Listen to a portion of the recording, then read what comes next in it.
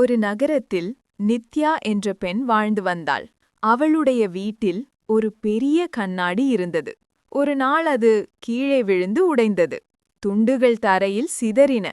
நித்யாவுக்கும் அதே மாதிரி மனம் உடைந்திருந்ததால் அவள் அந்த கண்ணாடியை உடனே தூக்கி போட மனம் வரவில்லை.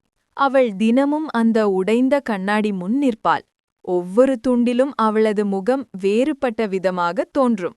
ஒரு துண்டில் சோர்வு, ஒரு துண்டில் கோபம், ஒரு துண்டில் பழைய சிரிப்பு. மெதுவாக அவளுக்கு புரிந்தது. அவள் முழுமையாக ஒருபோதும் மறையவில்லை. அவள் பல துண்டுகளாக இருந்தாலும் எல்லாமே அவள்தான். ஒரு நாள் நித்யா அந்த கண்ணாடி துண்டுகளை சேர்த்து ஜன்னல் அருகே ஒரு வண்ண அலங்காரம் போல ஒட்டி வைத்தாள். காலை வெயில் அதில் படும்போது அறை முழுக்க வண்ணங்களால் நிரம்பியது. அப்போது அவள் சிரித்தாள். நீ தனியாக இருக்கிறாய் என்பது பலவீனமல்ல. அது நீ யாருடைய துணையுமின்றி தனியாகவே போராடத் துணிந்தவள் என்பதற்கான நிரூபணம்.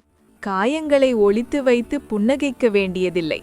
உன்னுடைய காயங்கள்தான் நீ எவ்வளவு ஆழமாக உடைக்கப்பட்ட போதும் மீண்டும் எழுந்ததற்கான தங்கப் பதக்கங்கள்.